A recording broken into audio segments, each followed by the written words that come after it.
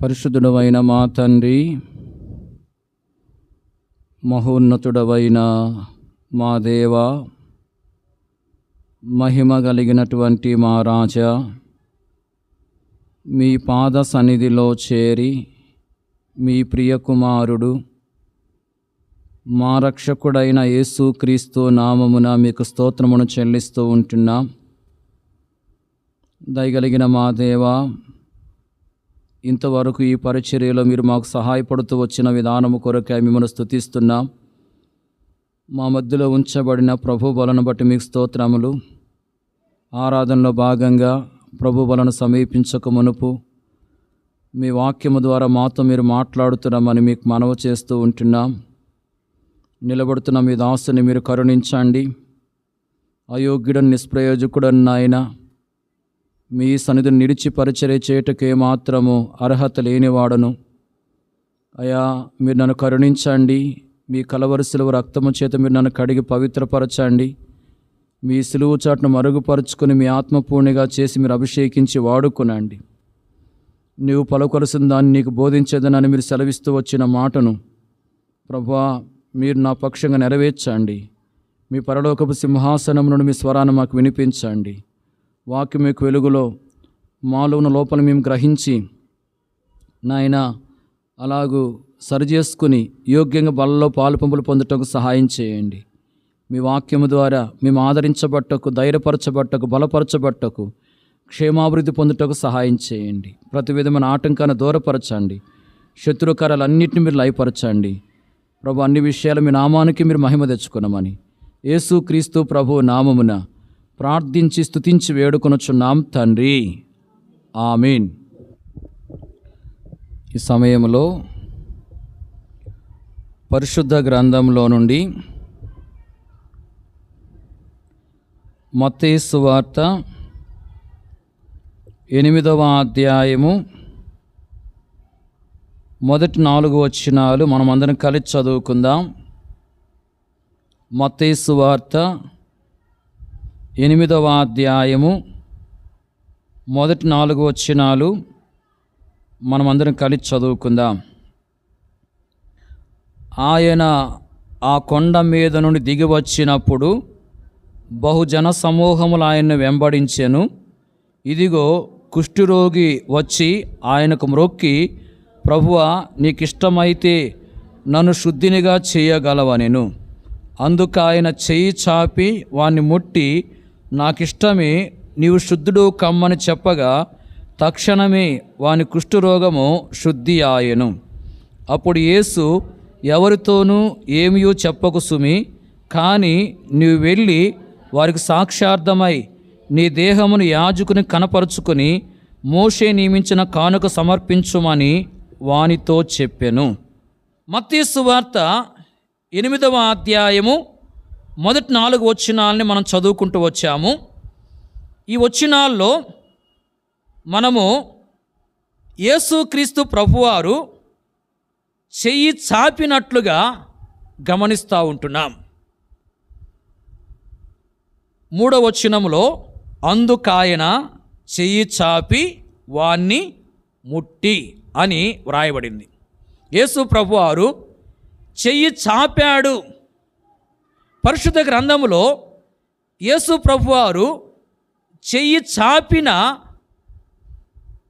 కొన్ని సందర్భాలు వ్రాయబడ్డాయి.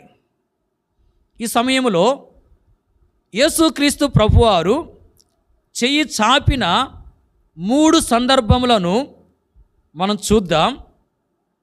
యేసు ప్రభువారు చెయ్యి చాపిన ఈ 3 సందర్భాల్లో కొన్ని మాటలు చెప్పిన వాడుగా ఉన్నాడు. ఆయన ఏ మాటలు చెప్తూ వచ్చాడో పరిశుద్ధ గ్రంథంలో నుండి మనం చూద్దాం. యేసు ప్రభువారు మరి శరీరధారిగా ఉన్న దినాల్లో తన చెయ్యి చాపినట్లుగా కొన్ని చోట్ల రాయబడింది. మరి ఈ 3 సందర్భాలు మత్తయి సువార్తలోనే మనం చూడవచ్చు. మొదటిగా మత్తయి సువార్త 8వ అధ్యాయము 3వ వచనం. అందుకాయన చెయ్యి చాపి వాని ముట్టి నాకిష్టమే, నీవు శుద్ధుడు కమ్మని చెప్పగా తక్షణమే వాని కుష్ఠరోగము శుద్ధి ఆయను. చూడండి, వచనములో యేసు ప్రభువారు చెయ్యి చాపినట్లుగా మనము గమనిస్తూ ఉంటున్నాం. యేసు ప్రభువారు కొండ మీద నుండి దిగి వచ్చాడు. బహుజన సమూహములు ఆయన్ను వెంబడిస్తూ వచ్చారు. అప్పుడు ఒక కుష్ఠరోగి వచ్చి ఆయనకు మొక్కాడు. మొక్కి ఏమంటున్నాడంటే, ప్రభువా నీకు ఇష్టమైతే నన్ను శుద్ధినిగా చేయగలవు అంటూ వచ్చాడు. అప్పుడు ప్రభు ఏం చేశాడంటే చెయ్యి జాపి వాడిని ముట్టాడు. ముట్టి నాకిష్టమే, నీవు శుద్ధుడు కమ్ము అని చెప్పాడు. తక్షణమే ఆ వ్యక్తి యొక్క కుష్ఠరోగము శుద్ధి అయినట్లుగా మనము గమనిస్తూ ఉంటున్నాం. చూడండి, కుష్ఠరోగి విషయములో యేసు ప్రభు ఏం చేశాడంటే చెయ్యి చాపాడు. చెయ్యి చాపి ఆ వ్యక్తిని ముట్టాడు.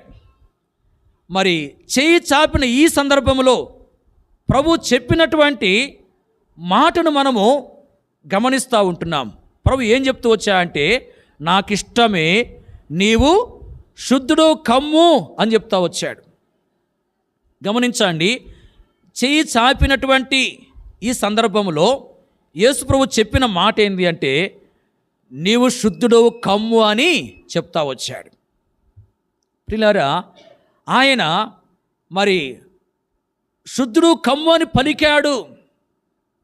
ఆ ప్రభు యొక్క ఉద్దేశం ఏంటంటే, ఆ రోగి శుద్ధుడుగా చేయబడాలి. అలాగే ప్రభు ప్రజలంగా మనము కూడా శుద్ధి చేయబడాలి. అదే ప్రభు యొక్క ఉద్దేశం. మనం ఏం చేయబడాలి? శుద్ధి చేయబడాలి. గమనించండి, యేసు ప్రభు చేయి చాపుతూ వచ్చిన ఈ సందర్భంలో ఆయన పలికిన మాట ఏంటంటే, శుద్ధుడు కమ్ము అని పలుకుతా వచ్చాడు. ప్రియులారా, మరి మనందరి విషయంలో ప్రభు యొక్క ఉద్దేశం ఏంటంటే, మనమందరం కూడా శుద్ధులంగా చేయబడాలి. మనమందరం కూడా శుద్ధి చేయబడాలి. శుద్ధి చేయబడిన తర్వాతనే మనం ప్రభు యొక్క బలను సమీపించాలి. శుద్ధి చేయబడకుండా ప్రభు యొక్క బలను మనం ఏమాత్రము సమీపించకూడదు. మనము శుద్ధి చేయబడ్డం అనేది ఎంతో అవసరము. చూడండి, కీర్తన 119 9వ వచనం. 119వ కీర్తన 9వ వచనము. యవనస్తులు దేని చేత తమ నడత శుద్ధిపరుచుకొందురు, నీ వాక్యమును బట్టి దాన్ని జాగ్రత్తగా చూచుకొనుట చేతనే కదా. ఈ వచనములో నడత శుద్ధిపరచబడాలి అని వ్రాయబడింది. గమనించండి, మనము శుద్ధి చేయబడాలని ఆ ప్రభు కోరుతూ ఉన్నాడు. మరి ఇక్కడ ఏం రాయబడిందంటే, మన యొక్క నడత శుద్ధి చేయబడాలని చెప్పి వ్రాయబడింది. ఏమి శుద్ధి చేయబడాలి? మన యొక్క నడత. మన యొక్క నడత శుద్ధి చేయబడడం చాలా అవసరము. చాలామంది ఎలాంటి నడతను కలిగి ఉంటారు అంటే, మనము గమనించవచ్చు. ఇదే 119వ కీర్తన 29వ వచనములో ఏం రాయబడిందంటే, కపటపు నడత అని రాయబడింది. ఏ నడత? కపటపు నడత. భక్తుడు అంటున్నాడు, కపటపు నడతను నాకు దూరం చేయుము అని. ప్రియులారా, గమనించండి, మన జీవితంలో కపటపు నడత మనం ఏమాత్రం కూడా కలిగి ఉండకూడదు. కొంతమంది కపటపు నడతను కలిగి ఉంటారు. కపటపు నడత అంటే పైకి ప్రేమ ఉన్నట్లుగా కనబడతారు, అయితే హృదయంలో ప్రేమ ఉండదు, ఎంతో ద్వేషం ఉంటుంది. ప్రియులారా, మనం పైకి ఇతరులను ప్రేమిస్తున్నట్లుగా కనబడుతూ హృదయంలో వారి మీద ద్వేషాన్ని మనం కలిగి ఉంటే మనము కపటముగా నడుచుకుంటున్నామని అర్థం. ప్రియులారా, ఇలాంటి కపటపు నడత అనేది మనము కలిగి కొనసాగుతున్నామేమో పరిశీలన చేసుకోవాలి. పరిశుద్ధ గ్రంథములో దినవృత్తాంతములు 2వ గ్రంథము 18వ అధ్యాయం 2వ వచనంలో మనం చూసినట్లయితే అక్కడ ఆహాబును గురించి రాయబడింది. ఆహాబు ఇజ్రాయేలు వారికి రాజుగా ఉన్నాడు. యెహోషాపాతు ఏమో యోధా వారికి రాజు. వీరు మరి ఒకరితో ఒకరు వియ్యం పొందారు. అంటే వాళ్ళు ఒకరికి ఒకరు బంధువులయ్యారు. యెహోషాపాతు రాజు తన వారితో కూడా ఒకసారి ఆహాబు రాజు దగ్గరికి వచ్చాడు. ఆహాబు రాజు ఏం చేశాడంటే మంచి విందు చేయించి వారికి పెట్టాడు. అంటే మంచిగా భోజనం సిద్ధపరిచి వారికి భోజనం పెట్టాడు.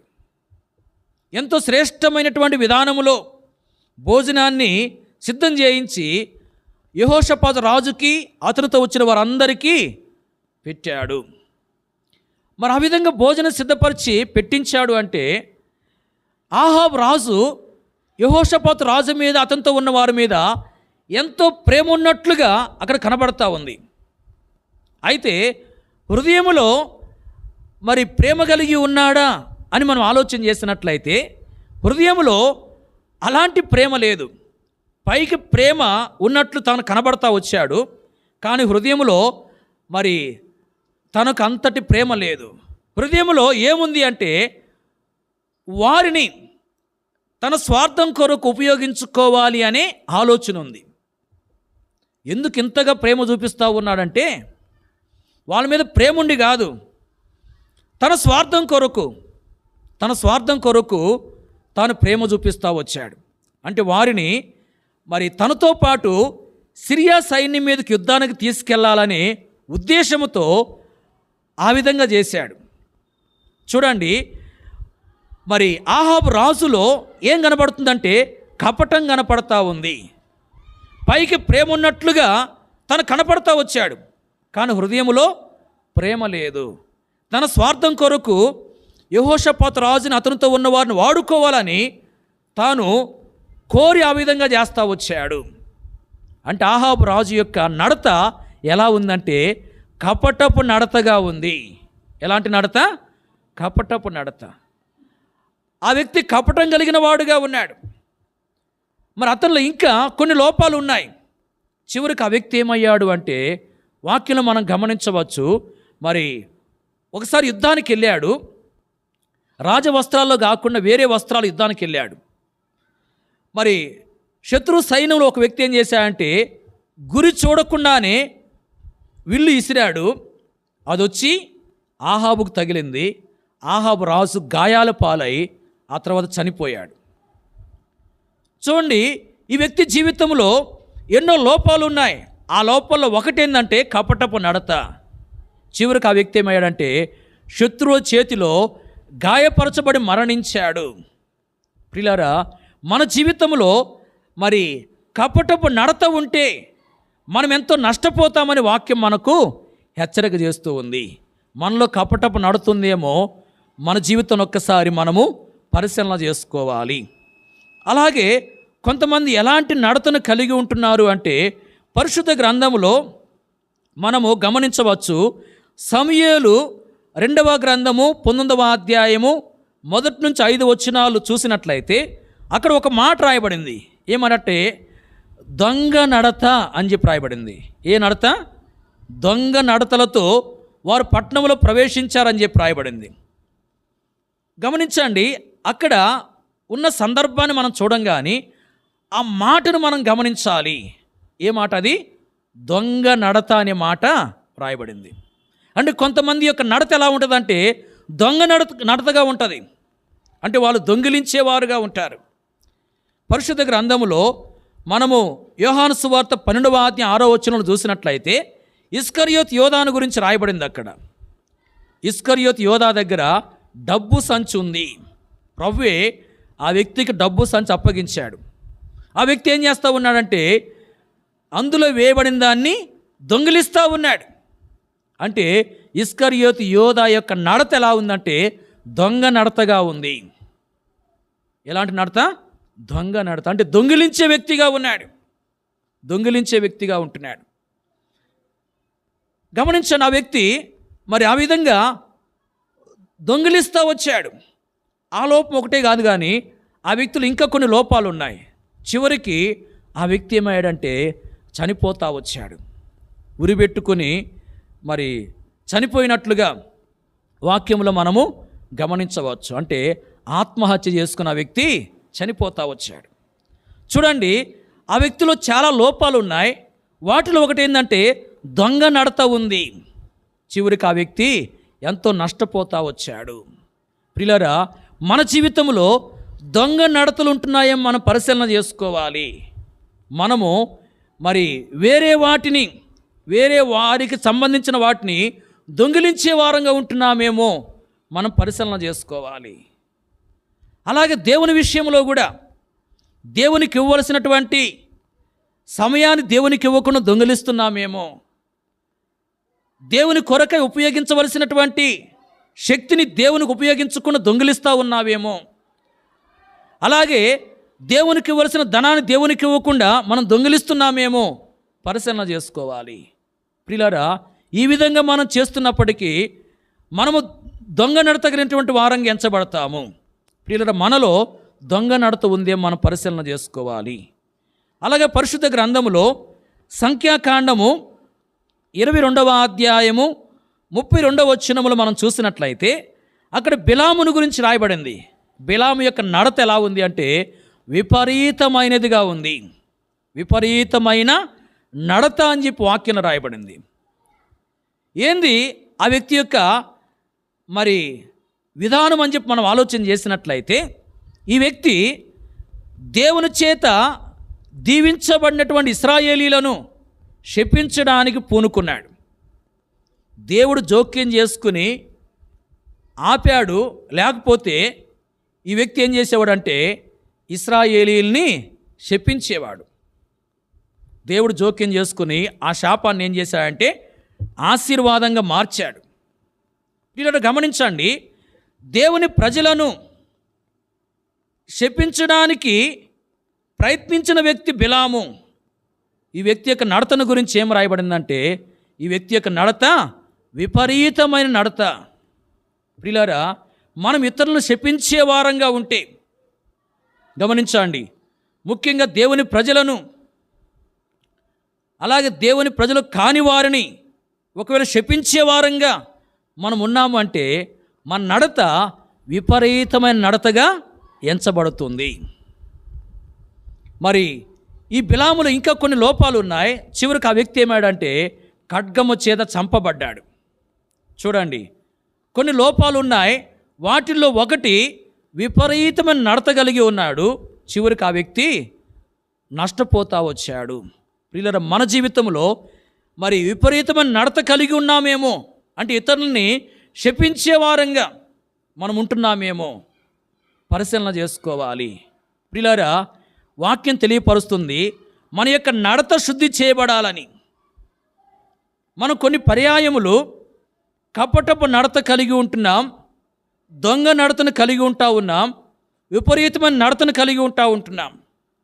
మన యొక్క నడత శుద్ధి చేయబడాలి అంటే మరి ఇలాంటి నడతను మనము విడిచిపెట్టేసి మనము సరైన విధానములు నడుచుకోవాలి. కపటపు నడతను విడిచిపెట్టాలి. అలాగే మనము దొంగ నడతను విడిచిపెట్టాలి, విపరీతమైన నడతను విడిచిపెట్టాలి. మనం సరైన విధానములు నడుచుకోవాలి. ఎలా నడుచుకోవాలంటే పరిశుద్ధ గ్రంథములో మనం గమనించవచ్చు. యోహాను రాసిన 3వ పత్రిక మరి ఒకే అధ్యాయం ఉంటుంది. 3వ వచనములో మనం చూస్తే సత్యమును అనుసరించి నడుచుకోవాలని చెప్పి రాయబడి ఉంది. ఎలా నడుచుకోవాలి? సత్యాన్ని అనుసరించి నడుచుకోవాలి. అలాగే మరి ఎఫెసీ 5:2లో ప్రేమ కలిగి నడుచుకోవాలి అని చెప్పి రాయబడి ఉంది. కొరింథీయులకు రాసిన మొదటి పత్రిక 11వ అధ్యాయం 1వ వచనంలో క్రీస్తుని పోలి నడుచుకోవాలని చెప్పి రాయబడింది. సత్యమును అనుసరించి నడుచుకోవాలి, ప్రేమ కలిగి నడుచుకోవాలి, క్రీస్తుని పోలి మనము నడుచుకోవాలి. మన యొక్క నడత శుద్ధి చేయబడాలి. నడత శుద్ధి చేయబడ్డం అంటే మనలో కపటపు నడత, దొంగ నడత, విపరీతమైన నడత ఒకవేళ ఉన్నట్లయితే అలాంటి నడతను మనం విడిచిపెట్టేసి మనము మరి సత్యము కలిగి నడుచుకోవాలి, ప్రేమ కలిగి నడుచుకోవాలి, క్రీస్తుని పోలి మనము నడుచుకునే వారంగా ఉండాలి. ఇలాగున మరి జీవించడమే నడతను శుద్ధి చేసుకోవడము. ప్రియులారా, యేసు ప్రభు చేయి చాపి పలికిన మాట ఏంటంటే, నీవు శుద్ధుడు కమ్ము అని పలికాడు. అంటే మనం శుద్ధులంగా చేయబడాలి. ముఖ్యంగా మన యొక్క నడత శుద్ధి చేయబడాలి. ప్రియులారా, మన నడత శుద్ధి చేయబడిందా? ఒక్కసారి మనం పరిశీలన చేసుకుందాం. మనలో కాని నడత, ఉండకూడని నడత ఒకవేళ ఉందేమో మనం పరిశీలించుకొని ఆ నడతను విడిచిపెట్టి ఎలాంటి నడతను మనం కలిగి ఉండాలని చెప్పి దేవుడు కోరుతున్నాడో ఆ నడతను కలిగినటువంటి వారంగా మనం ఈ లోకంలో జీవించాలి. ఇంతవరకు దేవునికి విరోధమైన కాని నడతను నడుచుకుంటూ వచ్చా మేము పరిశీలన చేసుకుందాం. ప్రభు సన్నిధిలో ఒప్పుకొని ఇకనైనా సరైన విధానం నడుచుకునే దాని కొరకు ఆ ప్రభు సహాయాన్ని మనము కోరుకుందాం. గమనించండి, ప్రభువు చేయి చాపి పలికినటువంటి మాట ఏంటంటే, శుద్ధుడు కమ్ము అని పలుకుతా వచ్చాడు. ప్రియులారా, మన జీవితంలో శుద్ధులంగా చేయబడాలి. ప్రాముఖ్యంగా మన నడత శుద్ధి చేయబడాలని వాక్యం మనకు హెచ్చరిక చేస్తూ ఉంది. రెండో విషయాన్ని మనం చూద్దాం. చూడండి, మత్తయి సువార్త 12వ అధ్యాయము 49-50 వచనాలు. మత్తయి సువార్త 12:49-50 వచనాలు. తన శిష్యుల వైపు చేయి చాపి, ఇదిగో నా తల్లియు నా సహోదరులను, పరలోకమందున్న నా తండ్రి చిత్త చొప్పున చేయవాడే నా సహోదరుడును నా సహోదరియు నా తల్లియు అనెను. ఈ వచనాల్లో కూడా యేసు ప్రభువారు చెయ్యి చాపినట్లుగా మనం గమనిస్తూ ఉంటున్నాం. యేసు ప్రభు ఏం చేశాడు? ఏం చేశాడు? చెయ్యి చాపాడు. ఈ సందర్భము మరి ఎప్పుడు అంటే, యేసు ప్రభువారు జన సమూహముతో మాట్లాడుతూ ఉన్నప్పుడు యేసు ప్రభు యొక్క తల్లి అలాగే ఆయన యొక్క సహోదరులు ఆయనతో మాట్లాడగోరుచు బయట నిలువబడి ఉన్నారు. ఇంతలో మరి ఒక వ్యక్తి వచ్చి యేసు ప్రభుతో చెప్పాడు, ప్రభువా, మరి నీతో మాట్లాడడానికి నీ తల్లి సహోదరులు వచ్చి బయట నిలవబడ్డారని చెప్పి ఆ వ్యక్తి చెప్పాడు. అప్పుడు ఆ సంగతి మరి ప్రభువునకు చెప్పినటువంటి వానితో ప్రభు ఏమన్నా అంటే, నా తల్లి ఎవరు, నా సహోదరులు ఎవరు అని చెప్పి శిష్యుల వైపు చేయి చాపాడు. యేసు ప్రభు ఏం చేశాడు? శిష్యుల వైపు చేయి చాపి ఏమంటా వచ్చా అంటే, ఇదిగో నా తల్లియు నా సహోదరులను, పరలోకమందున్న నా తండ్రి చిత్తము చొప్పున చేయవాడే నా సహోదరుడు నా సహోదరి నా తల్లియు అంటూ వచ్చాడు. గమనించండి, యేసు ప్రభు చేయి చాపి పలికిన మాట ఏంటంటే, పరలోకమందున్న నా తండ్రి చిత్తము చొప్పున చేసేవారే నా సహోదరుడు నా సహోదరీలు నా తల్లి అంటా వచ్చాడు. అంటే దీని అర్థం ఏంటంటే, మరి యేసు ప్రభు చేయి చాపి పలికినటువంటి ఈ యొక్క మాట యొక్క అర్థం ఏంటంటే, నా తండ్రి చిత్తము చొప్పున చేసేవారే నా బంధువులు అని ప్రభు అన్నాడు. గమనించండి, సహోదరులు సహోదరులు అంటే ఆయనకేమవుతారు? బంధువులు. తల్లి అంటే బంధుత్వం. గమనించండి, ఆయన సహోదరులు సహోదరి తల్లి అంటే వారు ఆయన యొక్క మరి బంధువులుగా ఉంటా ఉన్నారు. మరి ఇప్పుడు ప్రభు చెప్తున్న మాట ఏంటంటే, పరలోకమందున్న నా తండ్రి చిత్తము చొప్పున జరిగించేవారే నా బంధువులు అని ప్రభు చెప్తా ఉన్నాడు. ప్రియులారా, మనం కూడా మరి పరలోకమందున్న దేవుని చిత్తము చొప్పున జరిగించే వారంగా ఉండి యేసు ప్రభువునకు బంధువులంగా చేయబడాలనేది ఆయన యొక్క ఉద్దేశం. మనం యేసు ప్రభుకి ఏం కావాలి? బంధువులంగా చేయబడాలి. ఎప్పుడు మనం యేసు ప్రభు బంధువులం అవుతాం? పరలోకమందున దేవుని చిత్తము చొప్పున చేసేవారంగా మనం ఉన్నప్పుడు. కాబట్టి యేసు ప్రభు తన చేయి చాపి పరలోకమందున నా తండ్రి చిత్త ప్రకారం చేసేవారే నా బంధువులని చెప్పాడు. ఆయన మాట చెప్పిన ఉద్దేశం ఏంటంటే, ఆయన ప్రజలమైన మనమందరం కూడా పరలోకములో ఉన్న దేవుని చిత్త ప్రకారం చేసేవారంగా ఉండి ఆ ప్రభువునకు మరి బంధువులంగా చేయబడాలని చెప్పి ఆయన కోరుతా ఉన్నాడు. ప్రియులారా, మనము పరలోకమందున దేవుని చిత్త ప్రకారం చేస్తూ ఉన్నామా? ఒకసారి మన జీవితాన్ని మనము పరిశీలన చేసుకోవాలి. మన జీవితంలో పరలోకమందున్న దేవుని చిత్త ప్రకారం చేయాలి. ఏంది ఆ దేవుని యొక్క చిత్తము? వాక్యం మనం గమనించవచ్చు. తెస్సలోనికలకు రాసిన మొదటి పత్రిక 5వ అధ్యాయము 15, 16, 17 వచనాల్లో చూసినట్లయితే మరి ప్రతి విషయంలోనూ దేవునికి కృతజ్ఞతాస్తుతులు చెల్లించాలని చెప్పి అక్కడ రాయబడింది. ఇలాగూ చేయుట మీ విషయంలో దేవుని చిత్తము అని చెప్పి రాయబడింది. ఏ దేవుని చిత్తము? ప్రతి విషయంలో దేవునికి కృతజ్ఞతాస్తుతులను చెల్లించడమే దేవుని చిత్తము. ప్రియులారా, మన జీవితంలో మరి ప్రభు మనకు చేస్తున్న ఉపకారాలన్నిటిని బట్టి, మేళ్ళన్నిటిని బట్టి మనం ప్రభువునకు కృతజ్ఞతాస్తుతులు చెల్లించాలి. ఆ ప్రభు మనకు ఆరోగ్యాన్ని ఇచ్చాడు, ఆయుష్నిస్తూ ఉన్నాడు, క్షేమాన్ని ఇస్తూ ఉన్నాడు, మనల్ని భద్రపరుస్తూ ఉన్నాడు, మనల్ని పోషిస్తూ ఉన్నాడు, మనల్ని ఆదరిస్తూ ఉన్నాడు. ఈ విధంగా ఎన్నో విధాలుగా ఆయన మనకు మేళ్ళు చేస్తూ ఉన్నాడు. ప్రభు మనకు చేస్తున్న మేళ్ళన్నిటిని బట్టి మనం ఆయనకు కృతజ్ఞతాస్తుతులు చెల్లించే వారంగా ఉన్నప్పుడు మనము తండ్రి యొక్క చిత్తాన్ని నెరవేర్చిన వారంగా పిలువబడతాం. మన జీవితంలో మరి ఆ విధంగా మనము ప్రభువునకు కృతజ్ఞతాస్తుతులు చెల్లించే వారంగా ఉంటే మనకు నెమ్మది అనుగ్రహించబడుతుంది.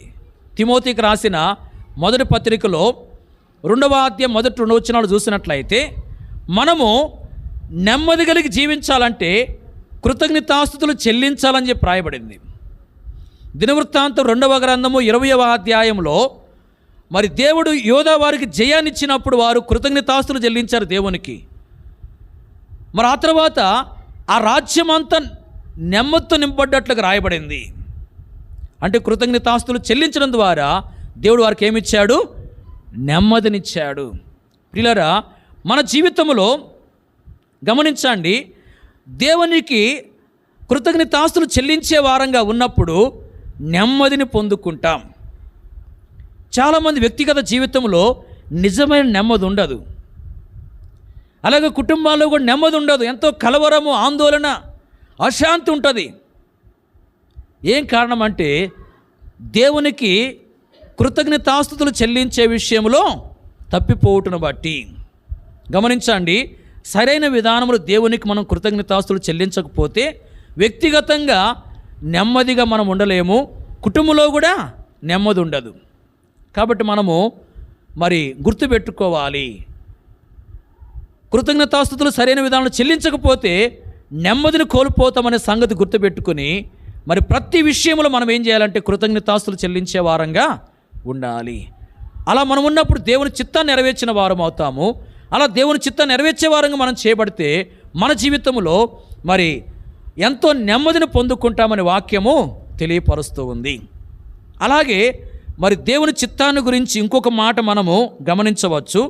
రోమీలకు రాసిన పత్రికలో 15వ అధ్యాయము 5, 6 వచనాలు మనం చూసినట్లయితే మరి క్రీస్తు యేసు యొక్క చిత్త ప్రకారము ఒకరితో ఒకరు మనసు కలిసిన వారై అనే మాట రాయబడింది. క్రీస్తు యేసు చిత్త ప్రకారము ఒకరితో ఒకరు మనసు కలిసిన వారై. ప్రియులారా, ఒకరితో ఒకరు మనసు కలిసి ఉండడం అనేది దేవుని చిత్తము.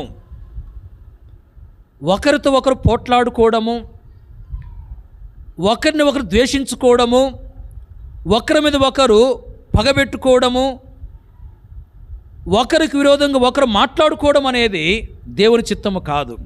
ఏ దేవుని చిత్తము? ఒకరితో ఒకరు మనసు కలిసి ఉండడం అనేది దేవుని చిత్తము. ఎప్పుడైతే మనము మరి వేరే వారి మీద గమనించండి పగ కానీ, ద్వేషము కానీ, విరోధ భావాన్ని కానీ లేని వారంగా ఉంటూ మరి ఇతరులతో సమాధానంగా, ప్రేమగా మనం ఉన్నప్పుడు దేవుని చిత్తాన్ని నెరవేర్చిన వారం అవుతాం. ఒకరితో ఒకరు మనసు కలిసి ఉన్నప్పుడే దేవుని చిత్తాన్ని నెరవేర్చినట్లు. మనం ఎవరి మీదనైనా ద్వేషం పెట్టుకుంటే, పగ పెట్టుకుంటే, కక్ష పెట్టుకుంటే, ఎవరి మీదనైనా మనం విరోధంగా ఉంటే మనం దేవుని చిత్తాన్ని నెరవేర్చినట్టు కాదు. కాబట్టి మన జీవితంలో ఎవరి మీదనైనా విరోధ భావం ఉందేమో, ఎవరి మీదనైనా మనము ద్వేషము కానీ, పగ కానీ కలిగి జీవిస్తున్నామేమో దాన్ని విడిచిపెట్టేసి అందరితో మనము సమాధానంగా ప్రేమగా ఉండేదాని కొరకై మనము సిద్ధపడాలి. ఆ విధంగా ఉన్నప్పుడు దేవుని చిత్తాన్ని మనం నెరవేర్చిన వారం అవుతాం. గమనించిన దేవుని చిత్తం ఏంటంటే ఒకరితో ఒకరు కలిసి ఉండడం, మనసు కలిసిన వారంగా ఉండడం. ప్రియులారా, ఆ విధంగా మనం ఉన్నాము. ఒక్కసారి మన జీవితాన్ని మనము పరిశీలన చేసుకోవాలి. అలాగే పరిశుద్ధ గ్రంథంలో దేవుని చిత్తాన్ని గురించి ఇంకొక మాట రాయబడింది. తెస్సలోనికీయులకు రాసిన మొదటి పత్రికలో 4వ అధ్యాయం 3వ వచనములో గమనించినట్లయితే పరిశుద్ధులగుటయే దేవుని చిత్తము అని చెప్పి రాయబడింది.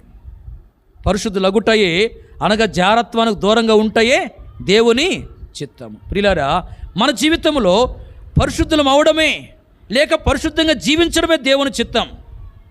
మనం అపవిత్రులంగా జీవించేది, అపవిత్రంగా బ్రతికేది, అపవిత్రపరచబడే దేవుని చిత్తము కాదు.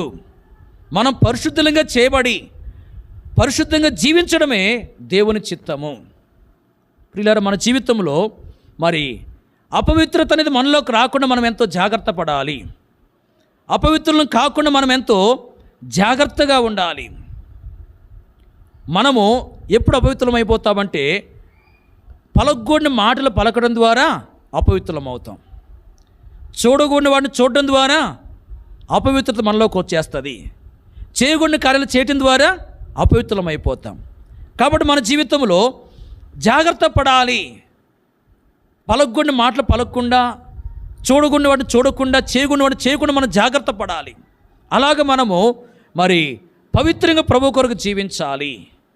పరిశుద్ధ గ్రంథంలో దానియేలు గ్రంథం మొదటి అధ్యాయం 2 అధ్యాయాలు చూస్తే మొదటి 2 అధ్యాయాల్లో అక్కడ 4 వ్యక్తులను మనం ప్రాముఖ్యంగా చూడవచ్చు. చెప్పండి, 4 వ్యక్తులు ఎవరు? దానియేలు, ఇంకా శద్రకు, మెషకు, అబేద్నెగో. వీళ్ళు 4 ఎంతో పవిత్రంగా ప్రభు కొరకు జీవించారు. గమనించండి, బబులోను దేశంలో వాళ్ళు ఉన్నారు. వాళ్ళకి అక్కడ మందిరం లేదు. అన్ని జనుల మధ్యలో వారు నివాసం చేస్తూ ఉన్నారు. నిజమైన దేవుని ఎరగని జనుల మధ్యలో వారు ఉన్నారు. అయినప్పటికీ వారు పరిశుద్ధంగా ఉన్నారు. ఏమాత్రం అపవిత్రపరచబడలేదు. మరి పరిశుద్ధంగా వారు జీవిస్తూ వచ్చారు. ఒక సందర్భంలో వాళ్ళు ఏం చేశారంటే దేవునికి ప్రార్థిస్తూ వచ్చారు. పరిశుద్ధంగా జీవిస్తూ వచ్చిన వాళ్ళు ప్రార్థిస్తూ వచ్చారు. దేవుడు వారి ప్రార్థన ఆలకించి మర్మాన్ని దానియేలుకు బయలుపరిచాడు. అంటే రాజు కనిన కలను, దాని యొక్క భావాన్ని దేవుడు బయలుపరిచాడు. దాని ద్వారా ఈ 4 నాశనం చేయబడకుండా కాపాడబడ్డారు. మరి వీరిని బట్టి ఇంకా అనేకులు నాశనం నుంచి ఏం చేయబడ్డారు? తప్పించబడ్డారు. ఒకవేళ ఆ మర్మము బయలుపరచబడకపోయినట్లయితే ఈ 4 చంపబడేవాళ్ళు, ఇంకా బబులోను దేశంలోని జ్ఞానులందరూ కూడా సంహరించబడేవాళ్ళు. చూడండి, పరిశుద్ధంగా వారు జీవించి ప్రభు సన్నిధిలో ప్రార్థించి వారు మేలు పొందారు. అనేకులకు ఏం కలిగించారు? మేలు కలిగించారు. ప్రియులారా, మనం పరిశుద్ధంగా ఉన్నప్పుడు, పరిశుద్ధంగా మనం జీవించినప్పుడు మనకు మేలు కలుగుతుంది. మన ద్వారా ఇతరులు కూడా మేలు పొందుతారు. ఎవరైతే పరిశుద్ధంగా ఉండరో, అపవిత్రులుగా జీవిస్తారో వారి జీవితంలో వారు మేలు పొందలేరు. వారి ద్వారా ఇతరులకు కూడా ఏ మేలు ఉండదు. ప్రియులారా, మనము పరిశుద్ధంగా జీవిస్తూ మనం మేలు పొందాలి, ఇతరులకు మేలు కలిగించే వారంగా చేయబడాలి. అదే దేవుని యొక్క ఆలోచన. ప్రియులారా, ఆ విధంగా మనం సిద్ధపరచబడాలి. ఆ విధంగా మన జీవితం ఉందా ఒక్కసారి మనము పరిశీలన చేసుకుందాం. గమనించండి, యేసు ప్రభు చేయి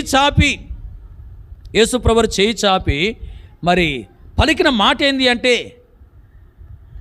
పరలోకమందున్న నా తండ్రి చిత్తము చొప్పున చేసేవారే నా బంధువులు అని పలికాడు. ప్రియులారా, మనము మరి పరలోకమందున్న దేవుని చిత్త ప్రకారం చేసేవారంగా ఉండి యేసు ప్రభువునకు బంధువులంగా మనం చేయబడాలి. అంటే కృతజ్ఞతాస్తుతులు చెల్లించాలి దేవునికి. ఒకరితో ఒకరు మనసు కలిసి ఉండాలి. అలాగే పరిశుద్ధంగా జీవించాలి. ఇలా ఉండడమే దేవుని చిత్తం కనుక ఇలాగున మనం ఉంటూ దేవుని చిత్తాన్ని నెరవేర్చే అనుభవంలోనికి వచ్చి మనము యేసు ప్రభువునకు బంధువులంగా చేయబడాలని ఆ ప్రభు కోరుతా ఉన్నాడు. ఇలా మన జీవితం ముందు ఒక్కసారి మన జీవితాన్ని మనం పరిశీలన చేసుకుందాం. ఒకవేళ లేకపోయినట్లయితే ప్రభు దగ్గర క్షమాపణ కోరుకుని సరి చేసుకుందాం. మూడో మాట మనం చూద్దాం. చూడండి, మత్తయి సువార్త 14వ అధ్యాయం చివరిగా ఇంకొక మాట మనం చూద్దాం. మత్తయి సువార్త 14వ అధ్యాయము 30-31 వచనాలు. గాలిని చూచి భయపడి మునిపోసాగి, ప్రభువా నన్ను రక్షించుమని కేకలు వేసెను. వెంటనే యేసు చేయి చాపి అతన్ని పట్టుకొని, అల్పవిశ్వాసి, ఎందుకు సందేహపడితివని అతనితో చెప్పాను. గమనించండి, ఈ వచనాల్లో కూడా యేసు ప్రభువారు చేయి చాపినట్లుగా మనం గమనిస్తూ ఉంటున్నాం. ఈ సందర్భం ఏంది అంటే, మరి శిష్యులు దోణిలో ప్రయాణం చేస్తున్నారు. యేసు ప్రభువారు నీళ్ళ మీద నడుచుకుంటూ వారి దగ్గరకు వచ్చాడు. వారి దగ్గరకు వస్తూ ఉన్నాడు. మరి పేతురు అంటున్నాడు, ప్రభువా నీవే అయితే నేను కూడా నీకులాగా నీళ్ళ మీద నడుచున్నట్లుగా సెలవివ్వు అని ప్రభు రమ్మన్నాడు. ఆ వ్యక్తి మరి ప్రభువు ఎలాగైతే నీళ్ళ మీద నడిచాడో అలాగే నడుస్తూ ప్రభు దగ్గరికి వెళ్తూ ఉన్నాడు. ఆ తర్వాత మరి గాలిని చూచి భయపడి మునిగిపోసాగాడు. అంటే విశ్వాసం ఉన్నంతసేపు ప్రభులాగా నడిచాడు నీళ్ళ మీద. ఇప్పుడు గాలిని చూచాడు, భయపడ్డాడు, ఇక విశ్వాసం కోల్పోయాడు, ప్రభులాగా నడవలేకపోయాడు, మునిగిపోతా ఉన్నాడు. అప్పుడు ప్రభువా రక్షించని కేకేస్తా వచ్చాడు. ప్రభు రక్షించని కేకలేసినప్పుడు మరి యేసు ప్రభు వెంటనే ఏం చేశాడు, చేయి చాపి వాన్ని పట్టుకున్నాడు. గమనించండి, యేసు ప్రభు చేయి చాపి వాన్ని పట్టుకుని పలికిన మాట ఏంటంటే, మనం చూస్తున్నాం, అల్పవిశ్వాసి ఎందుకు సందేహపడితివి అని ప్రభు పలికాడు. ఏమని పలికాడు? అల్పవిశ్వాసి ఎందుకు సందేహపడితివి అని చెప్పి పలుకుతా వచ్చాడు. చూడండి, చెయ్యి చాపి ప్రభు పలికినటువంటి మాట ఇది. అల్పవిశ్వాసి అని పలికాడు, ఎందుకు సందేహపడితివి అని పలికాడు. ఇదేం చూపిస్తూ ఉంది అంటే, ఆ వ్యక్తిలో ఉన్న మరి లోపాన్ని బట్టి ఆ వ్యక్తిని ప్రభు ఏం చేస్తున్నా అంటే గద్దిస్తూ ఉన్నాడు. ఆ వ్యక్తి యొక్క స్థితి ఎలా ఉందో ఆ వ్యక్తికి గుర్తు చేస్తూ ఉన్నాడు. ఆ వ్యక్తి ఎలా ఉన్నాడు? అల్పవిశ్వాసిగా ఉన్నాడు. గమనించండి, ఆ వ్యక్తి పరిపూర్ణమైన విశ్వాసిగా లేడు. ఎలాంటి విశ్వాసిగా ఉన్నాడు?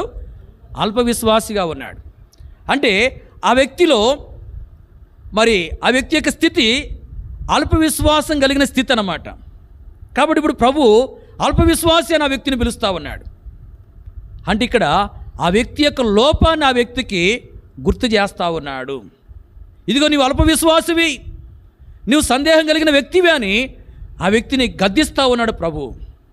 ప్రియులారా, కొన్నిసార్లు ప్రభు ఏం చేస్తా అంటే, మనలో ఏ లోపం ఉందో, ఏ బలహీనత ఉందో, ఏ పొరపాటు ఉందో, ఏ తప్పిదం ఉందో మనకు తెలియపరిచి మనం గద్దించేవాడుగా ఉంటాడు తన వాక్యం ద్వారా. ఏం చేయాలి మనం? అప్పుడు సరి చేసుకోవాలి. గమనించండి, ఆ వ్యక్తిని మరి ఏమని పిలుస్తున్నా అంటే అల్పవిశ్వాసి అని పిలుస్తున్నాడు. అది వాస్తవమే, అల్పవిశ్వాసిగా ఆ వ్యక్తి ఉన్నాడు.